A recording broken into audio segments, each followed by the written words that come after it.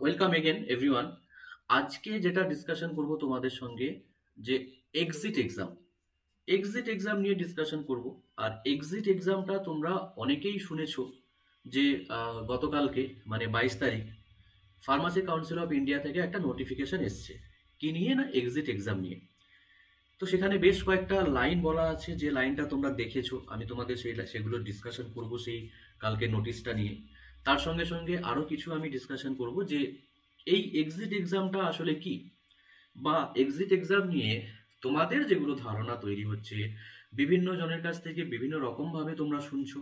তো সেখানে কি হচ্ছে, তোমাদের একটা অনেক সময় মিসকনসেপ্ট তৈরি হয়ে যাচ্ছে। তো এই মিসকনসেপ্ট তৈরি হওয়াকে নিয়ে আমাদের মধ্যে কি দেখা যায়, না অনেক স্টুডেন্টকে আমি দেখেছি যাদের মধ্যে টেনশন শুরু হতে থাকে ধীরে ধীরে, বা এক্সিট এক্সাম নিয়ে যারা অনেক হাইপার সিচুয়েশনে চলে যায়, যে এক্সিট এক্সাম যদি আমি পাস করতে না পারি, বা এক্সিট এক্সাম যদি আমি ক্লিয়ার না করতে পারি, তাহলে কি আমি রেজিস্ট্রেশন পাবো না, বা এক্সিট এক্সাম কি আমার 2021-এ আমি অ্যাডমিশন নিয়েছি, এখন আমি 2023-এ জাস্ট পাস করেছি, তাহলে আমাকেও কি এক্সিট এক্সাম দিতে হবে? বা অনেকের কোশ্চেন এটাই যে এক্সিট এক্সাম তাহলে অ্যাকচুয়ালি কাদেরকে দিতে হবে। তো সেই রিলেটেড আজকে আমরা ডিসকাশন করব। তো ফার্স্ট অফ অল সবাইকে এটুকু বলি যে পুরো যে সেশনটা সেটা শুনবে ভালো করে। আগে শুনে নাও। আই হোপ শুনলেই তোমাদের অনেকটা ডাউট ক্লিয়ার হবে, এবং তারপরে আমাকে কিন্তু তোমরা জিজ্ঞেস করতে পারো যে স্যার এটা কি বা ওটা কি। দেখো, ফার্স্ট অফ অল যেটা আমরা বলবো সেটা হচ্ছে যে এক্সিট এক্সামটা কেন, হোয়াই এক্সিট এক্সাম। কারণ এতদিন পর্যন্ত তো ডিপ্লোমা ইন ফার্মাসিতে এরকম কোনো এক্সামের কন্ডাক্ট করা হয়নি, তাহলে আজকের দিনে কেন কন্ডাক্ট করা হচ্ছে? তো এটা অনেকের কাছে কোশ্চেন, বিশেষ করে কোশ্চেন তাদের কাছে যারা এখন সেকেন্ড ইয়ারে আছে বা ফার্স্ট ইয়ারে আছে, যে আমাদের সিনিয়ররা তো সবাই পাশ করে গেল, সবাই তো আমরা মানে তারা সবাই রেজিস্ট্রেশন পেয়েছে, তারা সবাই রেজিস্টার্ড ফার্মাসিস্ট আজকের দিনে, তাদেরকে কেন এরকম পরীক্ষা দিতে হয়নি, তো আজকে আমাদেরকে কেন? দেখো, অ্যাকচুয়ালি এক্সিট এক্সাম যেটাকে আমরা পুরোটাই কি বলে থাকি এক কথায়, যেখানে আমরা বলি এই যে পরীক্ষাটার নাম হচ্ছে diploma in pharmacy exit exam, right? শর্টে যেটাকে আমরা বলি ডিপিইই, যেটার শর্ট ফর্ম। এই ডিপিই মানে ডিপ্লোমা ইন ফার্মাসি এক্সিট এক্সামিনেশনকে নিয়ে অলরেডি 2022-এ আমাদের একটা নোটিফিকেশন বেরিয়েছিল। তো কোনো কারণে হোক সেটা কিন্তু ইমপ্লিমেন্ট সেই বছর থেকে করা হয়নি, বা অনেক আগেই আমরা এই নোটিফিকেশন দেখেছিলাম, যেখানে যে সময়টা পিসিআই নোটিফিকেশন দিয়েছিল এক্সিট এক্সামকে নিয়ে, সেই সময় থেকে আমাদের ইমপ্লিমেন্টেশনটা হয়নি। তো এখন আমাদের ফার্দার আবার পিসিআই নোটিফিকেশন করেছে যে যে আমাদের এক্সিট এক্সাম, সেই এক্সিট এক্সামটাকে কিন্তু এইবার ইমপ্লিমেন্টেশন করা হবে। ঠিক আছে? তো এক্সিট এক্সাম নিয়ে চলো ডিসকাশন করি যে কেন এক্সিট এক্সাম। কারণ অলরেডি অনেক সময় দেখা যায় বেশ কিছু ফার্মাসি কলেজে, বিশেষ করে ডিপ্লোমা ইন ফার্মাসি কলেজে, বিভিন্ন কারণে সেখানে কি হয় না, অনেক স্টুডেন্টের অ্যাটেন্ডেন্স নিয়ে অনেকটাই সেখানে কম্প্রোমাইজ করা হয়ে থাকে, বা অনেক সময় প্র্যাকটিক্যাল ক্লাসগুলো নিয়ে কম্প্রোমাইজ করা হয়ে থাকে। তো ফার্মাসি প্রফেশনে বিশেষ করে যে diploma in pharmacy profession, diploma in pharmacy যে কোর্সটা, সেই ডিপ্লোমা ইন ফার্মাসি কোর্সটাকে আরও বেটার কোয়ালিটিফুল করে তুলতে, আরও বেটার টিচিং প্রোভাইড করতে, বা আরও বেটারভাবে যাতে স্টুডেন্টকে শেখানো যায়, বেটারভাবে যাতে সেখানে পারফরমেন্স করা যায় ডিপ্লোমা ইন ফার্মাসি কোর্সের মধ্যে। তো সেখানে আমাদের কিন্তু তার জন্য আমাদের কি করেছে পিসিআই, না একটা পরীক্ষার ব্যবস্থা করেছে। কারণ আজকের দিনে যদি পরীক্ষাটায় পাস করতে হয়, তাহলে স্টুডেন্টকে কি করতে হবে? স্টাডি করতে হবে। হ্যাঁ, কারণ অনেক সময় কলেজ থেকে অনেক নাম্বার নেগোসিয়েশন করে বা নাম্বার সেখানে একটা দেওয়া হয়, সেখান থেকে সবাই পাস করে যায়, একটা পাস মার্ক কোনোভাবেই সেখানে স্টুডেন্ট চলে আসে। কিন্তু এক্সিট এক্সামটা থেকে বোঝা যায় যে যদি কোনো স্টুডেন্ট অ্যাকচুয়ালি কোয়ালিটিফুল ভাবে সে diploma in pharmacy course complete করে, একদম অ্যাকুরেট ভাবে সে কোর্স কমপ্লিট করে, একদম পার্টিকুলার ওয়েতে সে স্টাডি করে থাকে, তাহলে সে পাস করতে পারবে এই এক্সাম। তো এই এক্সামটা নেওয়ার মানে হচ্ছে যেখানে আমাদের বেটার এডুকেশন, তাকে ইমপ্রুভ করা, স্টুডেন্ট যাতে পড়াশুনো করে, সমস্ত সাবজেক্টগুলো যেন সে পড়াশুনো করে, সমস্ত সাবজেক্ট পড়াশোনা করে সে যেন তার ডিগ্রিটা পায়, সে যেন রেজিস্টার্ড ফার্মাসিস্ট হয়, তার জন্যই কিন্তু এক্সিট এক্সামটা শুরু হয়। ওকে, নেক্সট দেখো, নেক্সট হচ্ছে যে প্রসেসটা। দেখো, আমি এখানে যে কটা ইনফরমেশন তোমাদের দিচ্ছি সেখানে কিন্তু আমাদের যে পুরনো যে পিসিআই এর যেটা নোটিফিকেশন বেরিয়েছিল তার বেসিসে আমি তোমাদের বলছি। তো যেখানে আমাদের কি বলা ছিল না, অনেকটা ডিটেলসে বলা ছিল যে এক্সিট এক্সাম কিভাবে কোন প্যাটার্নে হবে, বা এক্সিট এক্সামে আমাদের কতগুলো সাবজেক্ট থাকবে, কি কি সাবজেক্ট থাকবে, কত নাম্বারের পরীক্ষা হবে এক্সিট এক্সাম। তো এইগুলো নিয়ে যেখানে নোটিফিকেশনে বলা ছিল, তো আশা করি কালকের যেটা নোটিফিকেশন মানে 22শে ডিসেম্বর 2023-এর যে নোটিফিকেশন, সেটাতে আমাদের এতটা ডিটেলসে কিছু বলা নেই যে সিলেবাস কি হবে, কোশ্চেন প্যাটার্ন কি থাকবে, এমসিকিউ আমাদের কতগুলো কোশ্চেন থাকবে, নেক্সট হচ্ছে কত নাম্বারের পরীক্ষা, সেই ডিটেলসটা কিন্তু বলা নেই। তো আশা করি খুব তাড়াতাড়ি হয়তো বা পিসিআই থেকে সেই রিলেটেড নোটিশ কিছু আসবে। তো নোটিশ আসলে আমি আবার তোমাদের জানাবো। কিন্তু যেটা যেটা যেটা যেটা আমার মনে হয় যে না, পিসিআই এর যেটা পুরনো নোটিফিকেশন তার সঙ্গে হয়তো পিসিআই যদি চেঞ্জ করে, আমাদের সিলেবাসটা নতুন হয়েছে তো হয়তো সেখানে সাবজেক্টের কিছু চেঞ্জ হতে পারে, বা সাবজেক্টের কিছু চেঞ্জ হলে বাকি যে প্রসেসগুলো যেগুলো প্রিভিয়াস নোটিফিকেশনে বলা ছিল, হয়তো সেখানে মেজরিটি কোনো চেঞ্জ হওয়ার কিন্তু আশা নেই। তো মেজরিটি যেহেতু চেঞ্জ হওয়ার আশা নেই, তার জন্য আমরা আপাতত ধরে চলতে পারি যে হ্যাঁ, এই প্যাটার্ন যেটা পুরনো ছিল, পুরনো নোটিফিকেশনে বলা ছিল, সেইটা নোটিশটা আমরা ফলো করে আমরা চলতে পারি। কারণ আমাদের প্রিপারেশন একটা স্ট্র্যাটেজি মেনটেন করা দরকার, একটা প্রিপারেশন নেওয়ার জন্য একটা টার্গেট, একটা আমাদের পয়েন্ট ফলো করা অবশ্যই দরকার। তো যেটা কিন্তু তার জন্য আমি তোমাদের প্রিভিয়াস নোটিফিকেশন যে নোটিশটা, সেটার অ্যাকর্ডিংই তোমাদের আমি বলছি। দেখো, কি প্রসেসে কন্ডাক্ট হবে এই এক্সিট এক্সাম, যেটা আমাদের হতে চলেছে, হয়তোবা কিছুটা চেঞ্জ হতে পারে এখান থেকে, তবে মোটামুটি আমরা আপাতত এটাই লাস্ট আমাদের নোটিফিকেশন ছিল, তো আমরা এটাই ধরে চলছি। তো this shall be total 3 paper, total 3টে পেপারে ভাগ করা হবে। টোটাল যা কোশ্চেন থাকবে সেটাকে 3টে পেপারে ভাগ করা হবে, পেপার 1, পেপার 2, পেপার 3। ঠিক আছে। ল্যাঙ্গুয়েজ, ইংলিশ ল্যাঙ্গুয়েজে কোশ্চেন হবে, যেটা আমাদের যে জিলেট পরীক্ষা হয় সেখানেও আমাদের ইংলিশে কোশ্চেন আমরা দেখে থাকি।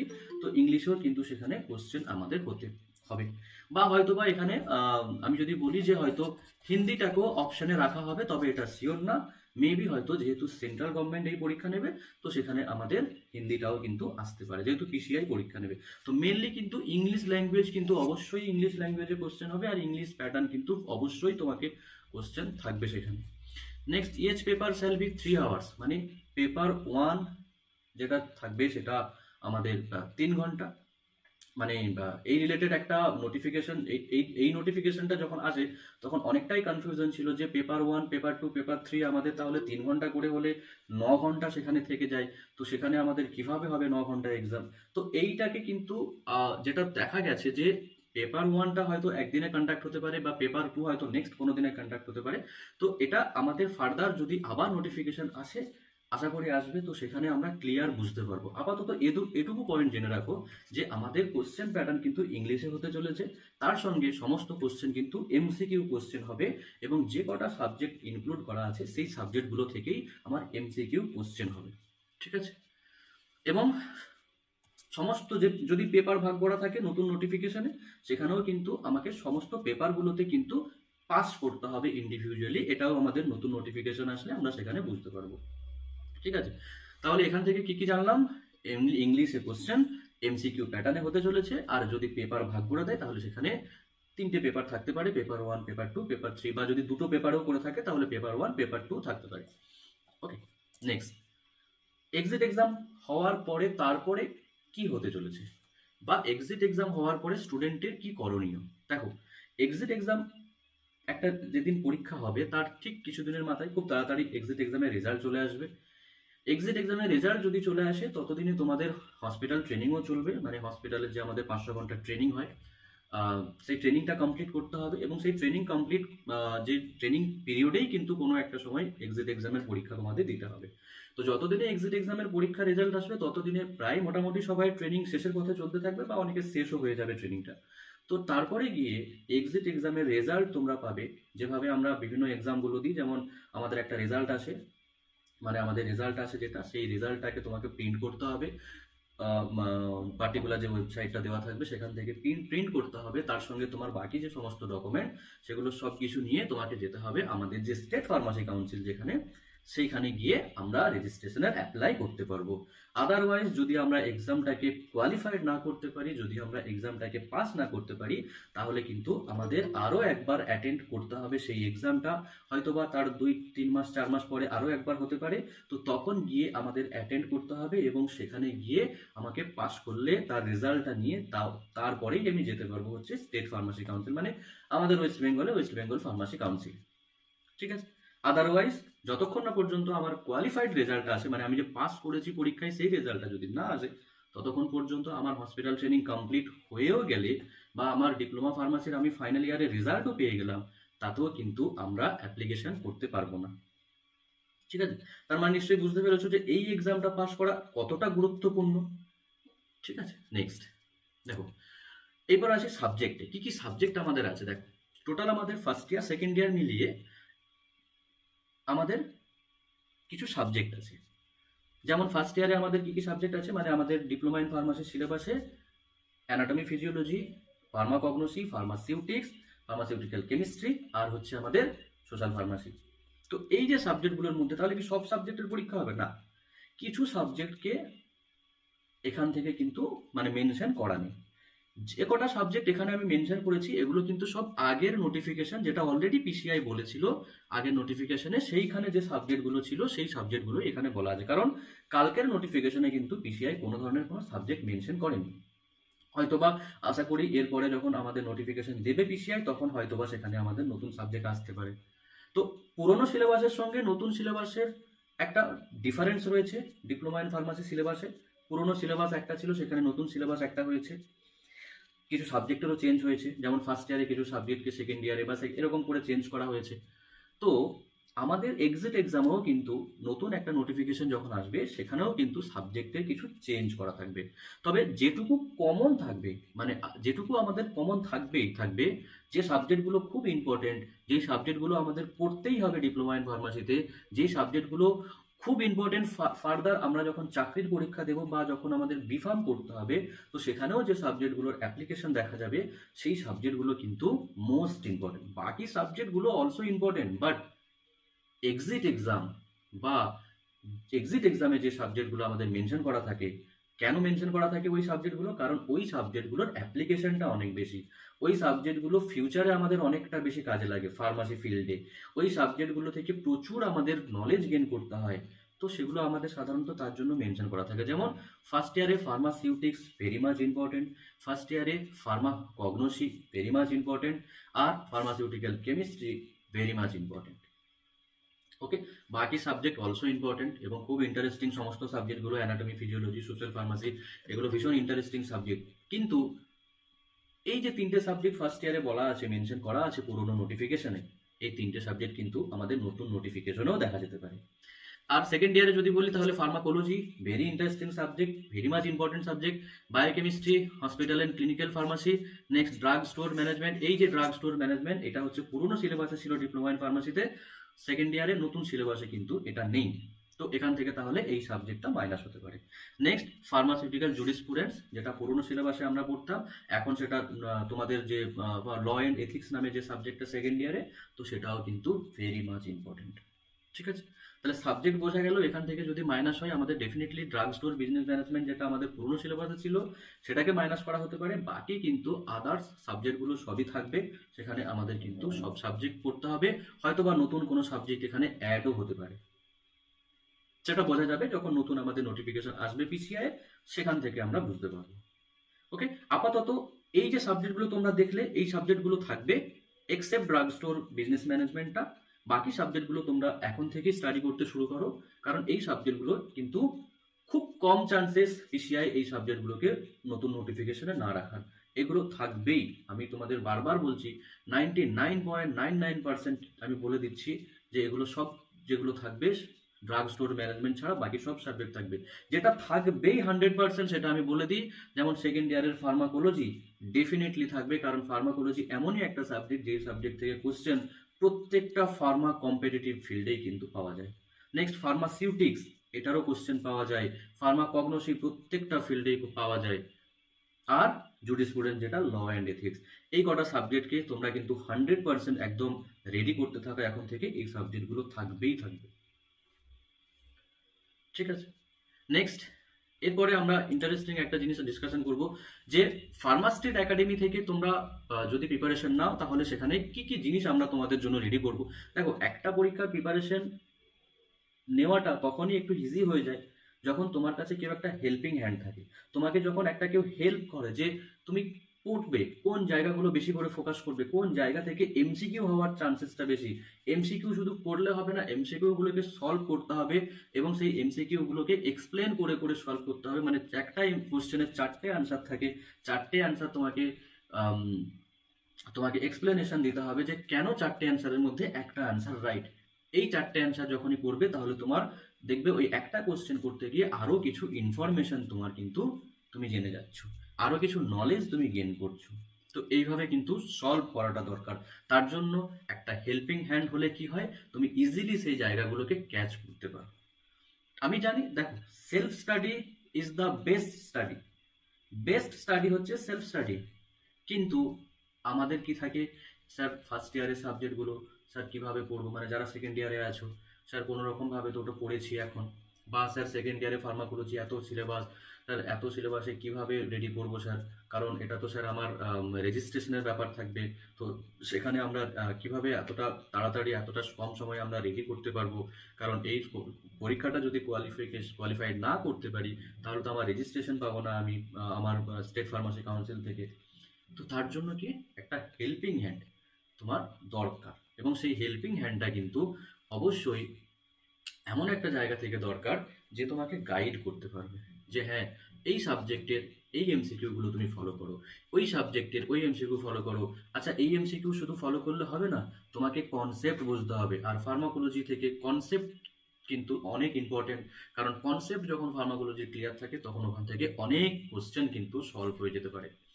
তো তার জন্য আমরা যেটা করি স্টুডেন্টকে, যেটা হচ্ছে suggestion wise study materials, next live class, যে কটা সাবজেক্ট আমাদের সিলেবাসে থাকবে এক্সিট এক্সামের প্রত্যেকটা live class, doubt clearing class, 5টা থেকে 6টা ক্লাস চলতে থাকবে রেগুলারলি পার উইক। ঠিক আছে, নেক্সট স্টাডি মেটেরিয়ালস, আমাদের এমসিকিউ স্টাডি মেটেরিয়ালস প্রোভাইড করা হবে হার্ড কপিতে কুরিয়ারের মাধ্যমে। আর চ্যাপ্টার ওয়াইজ উইকলি টেস্ট, যেটা হচ্ছে আমাদের আরও একটা ইনক্লুড এখানে করা নেই সেটা আমি বলে দিচ্ছি, যেটা হচ্ছে মান্থলি বেসিসে আমরা কিন্তু মক টেস্টটাও শুরু করেছি। মানে পড়লে হবে না, এক সপ্তাহ পড়ে নিলাম, এক সপ্তাহ এমসিকিউ সলভ করে নিলাম, তারপরে সেটা আর আমি রিভাইজ করলাম না, না, আবার ওটাকে রিভাইজ করাটা ইম্পর্টেন্ট, কারণ রিভিশন ভেরি মাচ ইম্পর্টেন্ট। আর রিভিশনটা মান্থলি বেসিসে করা হবে। আমরা তার জন্য মান্থলি বেসিসেও কিন্তু পুরো মান্থে আমরা যা পড়েছি, যেটুকু সিলেবাস আমাদের কমপ্লিট হয়েছে সেটুকু সিলেবাসে আমাদের মান্থলি এমসিকিউ টেস্ট চলতে থাকবে। ঠিক আছে, তো দ্যাটস অল। এটাই এমসিজ এক্সাম নিয়ে। ফার্দার যখন আমাদের আবার নোটিফিকেশন আসবে পিসিআই থেকে, আবার আমরা ডিসকাশন করব। আচ্ছা, কালকে যেটা নোটিফিকেশন সেটা একটু তোমাদের দেখিয়ে দিই। যেমন দেখো, এটা অলরেডি 22 তারিখ থেকে 22 তারিখ মানে 22শে ডিসেম্বর 2023, মানে গতকালকে ফার্মাসি কাউন্সিল অফ ইন্ডিয়া থেকে নোটিফিকেশন, এবং যেখানে কি বলা আছে যে দেখো, in view of above in the inform that candidate who have admitted in the 2022-23 মানে 2022-23 যারা অ্যাডমিশন নিয়েছে ফার্স্ট ইয়ারে, তাহলে 2022-23 যদি অ্যাডমিশন নেয় তাহলে তারা 2023-24 কি করবে, সেকেন্ড ইয়ারে আসবে। তার মানে সেকেন্ড ইয়ার থেকে পাস করবে কোন ইয়ারে, 2024 পাস করবে। তার মানে 2024 থেকেই কিন্তু আমাদের এক্সিট এক্সাম শুরু হচ্ছে। তো এক্সিট এক্সাম অ্যাকচুয়ালি কাদের জন্য না, কোথাও কোথাও যদি এটা দেখতে পাও 2022 থেকে 2024, তো 2022-24 সেশন মানে কি, ডিপ্লোমা ইন ফার্মাসি কোর্সটা 2022-এ যারা অ্যাডমিশন নিয়েছে ফার্স্ট ইয়ারে আর যারা 2024-এ কমপ্লিট করবে তাদের জন্য এক্সিট এক্সাম। আর যদি বলি স্যার আমি তো 2021-এ অ্যাডমিশন নিয়েছি, তাহলে কি আমি এক্সিট এক্সাম দেব না? কারণ তোমার already diploma pharmacy course complete হচ্ছে 2023-এ, তাহলে 2023-এ যদি কমপ্লিট হয় তাহলে তোমাকে এক্সিট এক্সাম দিতে হবে না। হ্যাঁ, এইখানে আরো একটা ম্যাটার, যদি 2023-এ গিয়ে তোমার দেখা যাচ্ছে কোনো সাবজেক্টে ডিপ্লোমা ইন ফার্মাসি সেকেন্ড ইয়ারে সাপ্লি আছে এবং সেটা তোমাকে নেক্সট ইয়ারে ক্লিয়ার করতে হবে, বা সেই সাপ্লিটা কোনো কারণে তোমার চলে যাচ্ছে নেক্সট ইয়ারে, মানে 2024-এ তুমি পাস করছো, তো সেই রিলেটেড নোটিফিকেশন কিন্তু আমাদের আসবে, যেখানে বলা হবে যে যারা 2021-এ অ্যাডমিশন নিয়েছে, মানে 21-23 সেশনের জন্য তাদের সাপ্লি এক্সামিনেশনের জন্য তাদেরটা আমাদের আবার এক্সিট এক্সাম দিতে হতে পারে কিনা। তবে 2021-23-এ যারা ব্যাচ ছিলে, যাদের সাপ্লি আছে, যাদের পাস করতে 2024 হবে, আমি তাদের বলবো তোমরাও কিন্তু প্রিপারেশন শুরু করে দাও এক্সিট এক্সামের। কারণ তোমরাও যেহেতু 2024-এ ফার্মাসি পাস করছো, তাহলে তোমাদেরকেও কিন্তু দিতে হতে পারে। সেটা যখন ফার্দার নোটিফিকেশন আসবে, সেখানে আমরা কনফার্মেশন আমি বলে দেবো। তবে আপাতত 2024-এ তোমরা এক্সিট এক্সামের জন্য প্রিপেয়ার্ড হয়ে যাও। ওকে, নেক্সট। তো এটুকুই ছিল আজকে। নেক্সট ফার্দার আমরা ওয়েট করছি পিসিআই কবে নোটিফিকেশন দেয়। আশা করি খুব তাড়াতাড়ি নোটিফিকেশনটা আসবে।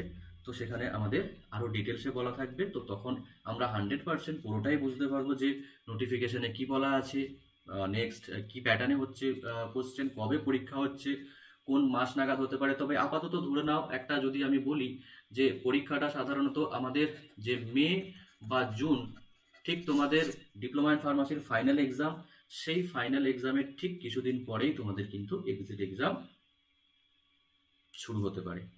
ওকে, so thank you so much.